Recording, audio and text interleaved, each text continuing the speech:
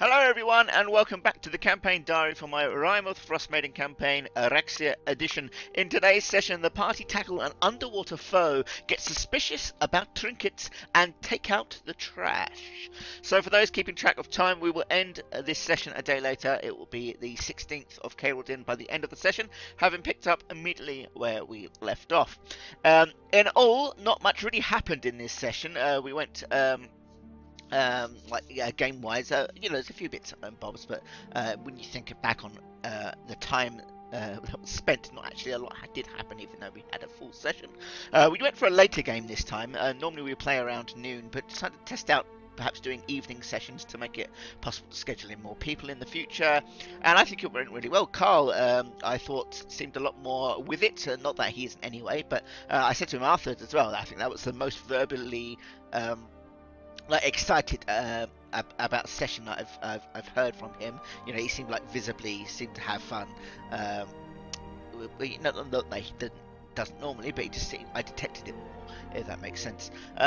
So to where we left off, the party begin awakening in Raz's tower, and Reyna has at her feet the promised potion of cold resistance. The group enjoy some breakfast, and they speak to Raz if he knows anything about the white dragons and where to find them. Of course, to no avail. I'm not going to just hand over that kind of information easily to them. It's worth noting that in Aracséa, it's commonly thought that dragons are mostly extinct, especially further in the south, where the kingdoms of Judica mostly wiped them out some time ago. Alas, conversation moves on to the identity of the lake beast, and Raz gives a few possibilities, namely Plesiosaurus, which is what it is in the book, and like a few other ideas. Nothing really steadfast to go on. So our runaways begin to head out and peruse the Bremen docks. Hardly a docks really, more like two small fishing piers, and they find two boats which they borrow after some abjecting by Reyna. With boats acquired, they split into two groups. The boats only able to carry like roughly two people at a time. Forsburn and Dagner go in one, Mutiny Azazel and Reyna in the other, and they set sail towards the centre of Mare Dwaldon into the mists over the lake. After some time keeping careful watch on the eerily still waters, they spy a ship adrift on the ice. Forsburn identifies it as Perfidy's ship, and even sees all her bags with her belongings still on her boat. He instructs Dagner to go in closer, and so she does. While on Reyna's ship, the others kind of just keep watch on the waters, eager to see, or perhaps not eager, so eager to see where this lake beast might rear its head. Forsburn draws his daggers, cautious of any surprises that he may find. Goes onto the boat, and there's no sign of Perfidy on the boat or anywhere nearby. He searches through the bags, but finds in place of her belongings, the bags are filled with rocks and pebbles. Forsburn empties out the contents of the bags to be sure. Yeah, it's just rocks, and some of the things come tumbling out and over into the still water. Whilst gazing down at the lake, he sees a shadow some ways under the surface dart past his vision, and he starts shouting out warnings to the others. And then the beast, which I describe as sort of like a long-necked kind of orca, sort of killer whale-looking kind of thing, leaps out of the water in full view of the party and arcs over their boats. And hanging onto its blubber, with their hands outstretched on an ice pick embedded into the whale, is Perfidy. And she shouts, "You came after all!" as she kind of takes a breath, and the beast plummets back into the deep. With that, I kind of call for initiative, and an interesting battle takes place. I remember there being quite a few laughs as this whole thing. I've had perfectly hanging on to a dear life to this thing, to this whale as it going up and down, up and down. I say it's a whale. It's more of like a weird. I never outright say what it is, and to this day I still don't really know what the beast was, but it's beside the point. It's a beast. It's got glowing blue eyes. It's attacking people. It needs to die. So now I know no one likes underwater combat, and in fact I had sort of been dreading this fight, but it did turn out to be quite nice and dynamic and interesting. A lot of the party's usual tricks obviously wouldn't work against this kind of encounter, especially given that most of them are melee focused. In all, it was a lot of holding actions, especially for Mutiny and her bow. Reyna would throw the occasional hand axe, and even attempted to grapple onto the side of the creature as it leapt over. and devoured one of their boats. Forsburn, who had a light crossbow, was able to use their steady aim feature in conjunction with perception checks to keep track of where the beast was going as it dove underwater, and was able to put in a fair bit of damage. Perfidy, after a time, also cast water walking on them, allowing Dagna to go, walk on the water and get a better chance of attacking, as she has no ranged capability at the moment. So yeah, it was kind of an interesting fight. One that Forsburn got the killing blow with, some damage. A few people take a few bits of damage, and not enough really to cause a problem. They did lose one of their boats, however. I did have an idea to maybe extend this part out and, include like an underwater den of some sunken ruin, or, that they could explore or something.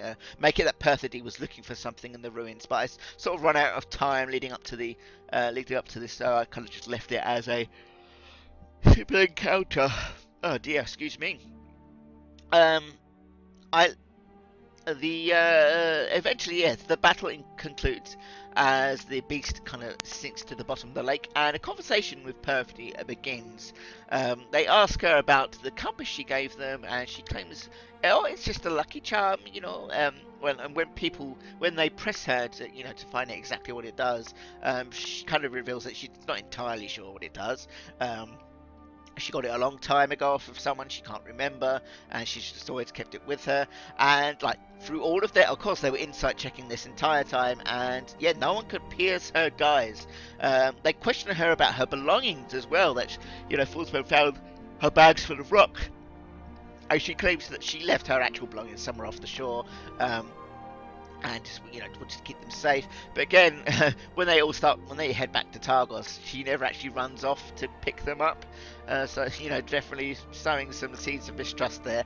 I later found out actually that they all thought that she was some throwaway NPC. They thought that she's just there, to be some help for the lake beast when they originally were going to go after it. But now, obviously, they're all starting to wonder about her. She walks out from Targos and, claiming that she has other sights to see. They're all starting to think about her more and consider it, thinking, oh, okay, maybe it's not just throwaway people, which is good. Do like to catch people off guard and surprise them with things. At any rate, they arrive in Targos, and Reyna makes an announcement that the lake is freed from the beasts and that fishing may recommence. The townsfolk all rush to their boats eagerly and set out, and soon enough word will reach the other lakeside towns. And a massive supply line will be available again for the entirety of 10 towns. Really a massive help here to the dire situation, as I have told them. Things are getting worse, supplies are getting lower. Fewer and fewer of people are able to do their jobs to feed their families, and them aiding in revealing and removing this lake beast is obviously going to help 10 towns out. Of course, once Ravison catches word of this, they do have a brief discussion about the nature of this beast. They notice that it has blue eyes, much like the wolves, and perfectly reconciles it to some sort of awakening spell, which is normally a druidic thing. And they did have a brief discussion about that before getting back into town. And obviously, you and I know that this is right. Ravison's doing, and so she may have her comeuppance. She may retaliate in some way, and we will find out in future. So, back in Targos, they head to Nerth's abode to collect their reward, which was 500 gold pieces and the agreed upon favour, which Reyna takes some time thinking of. She selfishly asks that if the Fracari are ever in need, could Nerth help them, whether that provides sanctuary, military or monetary aid. And to this he agreed. To what extent he will aid them, I'm not entirely sure yet. But he is a man of words, so we shall see should things come up. And after this, they decide to return to Bremen, not really sure about where to explore next. But with the money in their pockets, they think about what possible magic items that they may be able to buy from Raz, and also buy his identification services, as he was charging like 100 gold to identify this compass, and he is able to discover absolutely nothing The compass, Raz explains, has some sort of anti-detection magic on it, and attempts to dispel the enchantment may render the entire item mute. He believes it to be magical, but is not able to figure out what it does without expecting much more time and much more valuable resources to uncover it. Forsburn, or rather Carl, oh, excuse me. Always when I sit down to record, I get yawns. I've been fine all day and then sit down to record and I'm yawning. I have no idea. I sincerely apologise. So yes, Forsburn, or rather Carl, immediately tries to get rid of the item, distrustful of it and who it came from. He tries to sell it to Raz at one point, as well of course he won't bite. I need them to have that compass on them. So Reyna tries to destroy it with her axe, or Forsburn asks Reyna to destroy it. It does not break, obviously. It's a magical item, it will ward off most magical attacks. Until finally, Reyna decides to throw it out into the Shangang River to be rid of it. Despite actually wanting to keep it herself, she decides, she thinks back, I didn't listen to Stronus about Garg. Maybe I should listen to the party about this, character growth kind of thing. So yes, she throws it out into the river, and like I say earlier, Carl was very adverse to it. He was like, I don't know what the F it does. We've been given this thing. She's really shifty. I don't trust any of this. So that was kind of his immediate reactions. So next thing, the party kind of decide that they're going to tackle Tourmaline next. They've all heard rumours about beasts coming up from the Underdark, and beasts coming up from the depths and drawing miners out of the gem mines, and that's where they intend to go next on their exploration of 10 towns. They head back to Targos, and where they rest up for the night in Merrin's mansion, and this is actually where we ended it, really. I did leave it on a bit of a cliffhanger. I wanted to get them to a spot to rest. Reyna, as she was going to sleep, putting her arm under her pillow kind of thing, she finds something there, and when she pulls out from under the pillow, she finds that the compass has magically and mysteriously come back in her possession. So as you can, yes, of course, I've decided to add like a curse / enchantment, something, or something, in addition to the previous effect of what this compass is. Just like another layer of mystique to the item, and since Reyna has held on to it most, it makes sense that it would imprint on her, or or something. Plus, it kind of allows me as the bad guys through the assembly to keep an eye on them further. And obviously, it's going to slow in more of that mistrust and give them more thinking about this perfidy, especially with the that like behind the scenes after credit scene they had last session. So yeah, actually, even after the session ended, or well, rather, when I told Reyna what she found, they all collectively kind of went, oh well, shit. Carl in particular was like super spooked.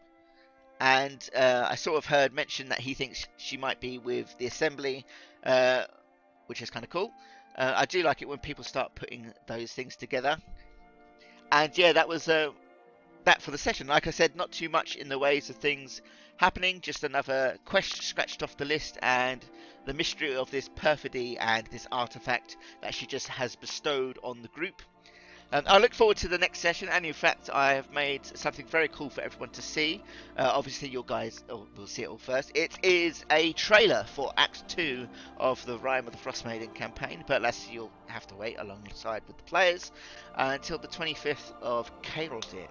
That is when I plan to kick things into action with Act 2, and as you may or may not know, this is when the first Speakers Council is going to be held, and it's one of the where they have all been invited to, and I'm going to have something big happen, and this video I've made is going to be kind of the kickstart off. Right, a shorter episode today, but like I said, not really much happened, just some interesting, mysterious things bringing up and things like that.